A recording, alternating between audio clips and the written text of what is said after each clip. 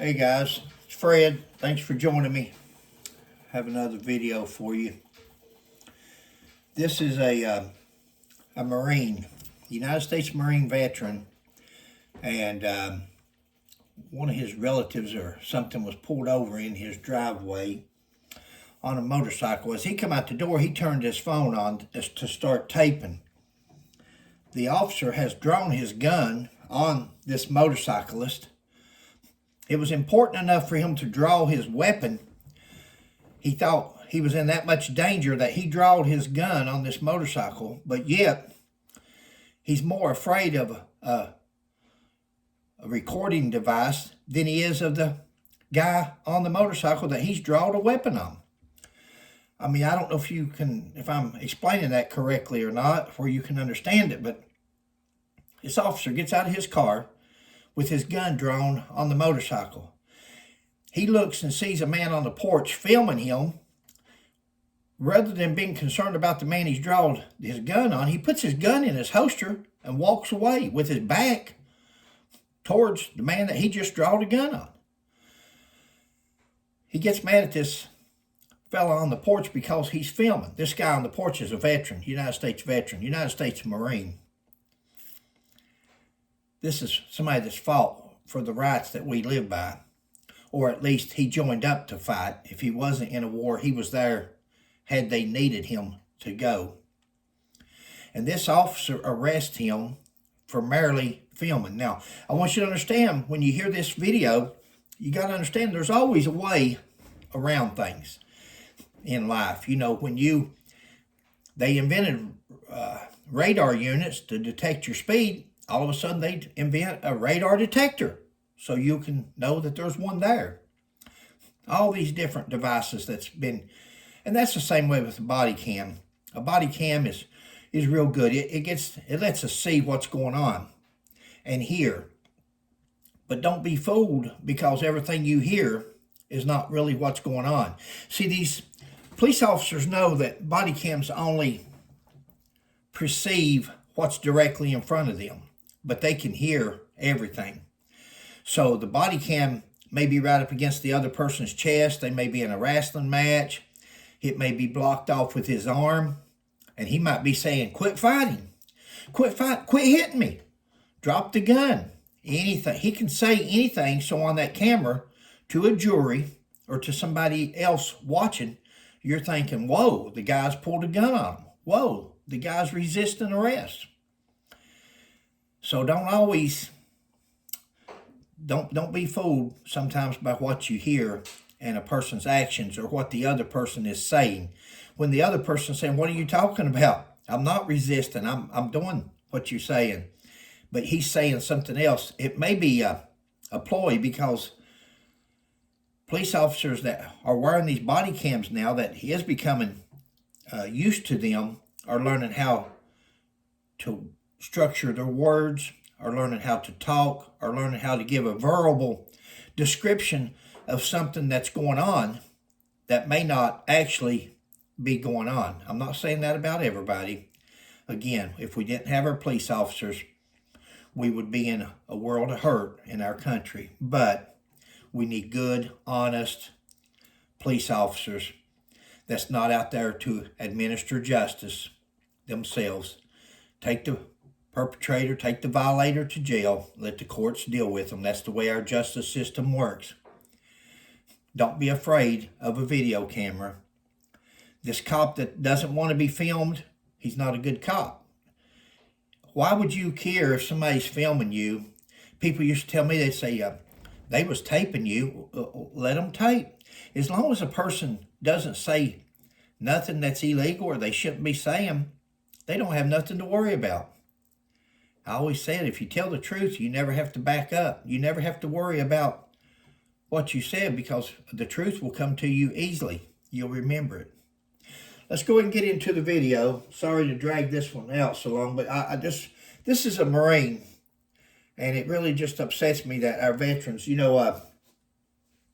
don't know if it's right or wrong. I'm sure I'll get some comments on it, but anytime I pulled somebody over that was a veteran, if I could at all, if I was going to give somebody a break, it was always a veteran. I don't know. I just think that veterans have gone the extra mile. They joined up to protect our country. It's not the best paying job. It's not the best duty stations. It's not the best of life.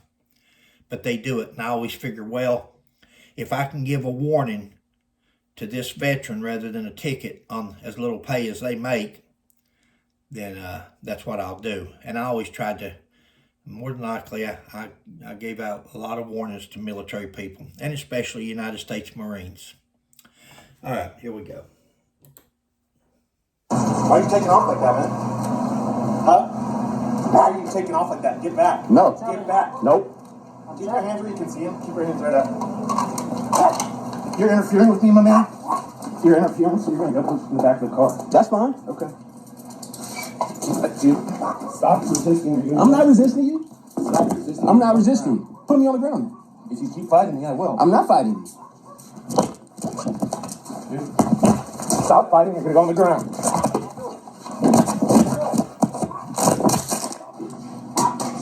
Sad. Sad. Oh, very smart, man. You get to go to jail, too.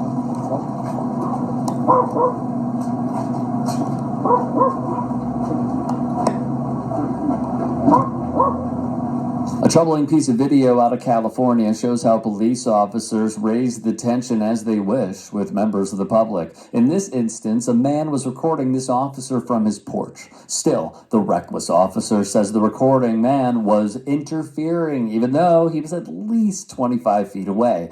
Adrian Burrell, seen here, was the man assaulted by the Vallejo police officer, whose name is David McLaughlin, pictured here testifying in court. The photo is via Brian Kranz.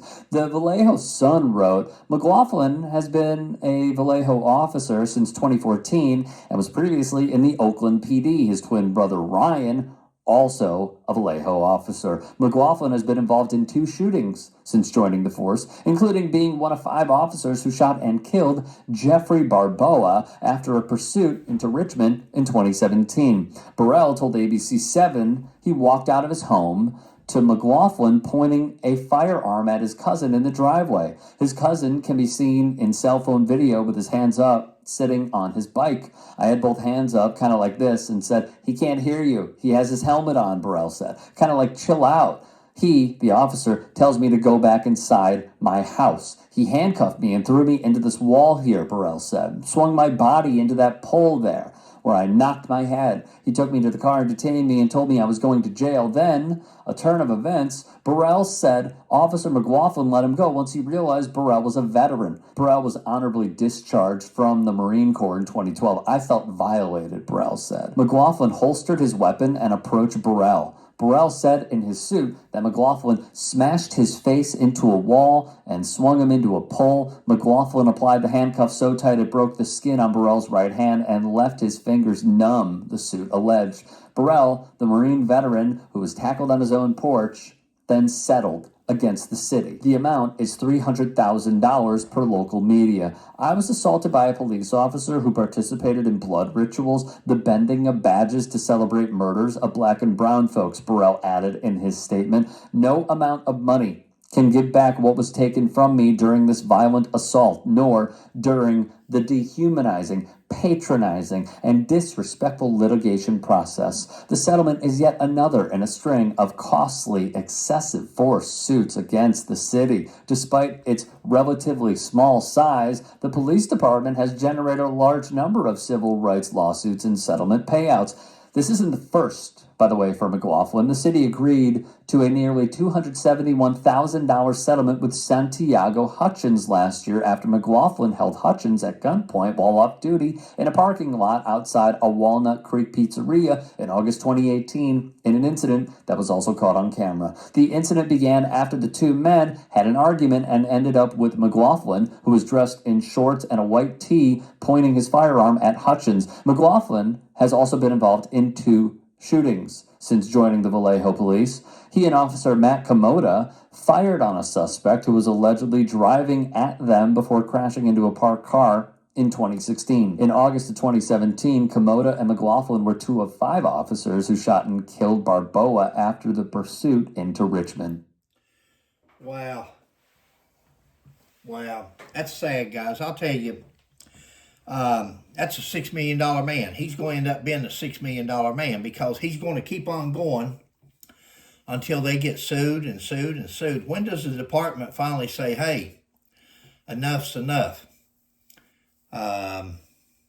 Again, just because we're justified in using deadly force doesn't mean a police officer has to.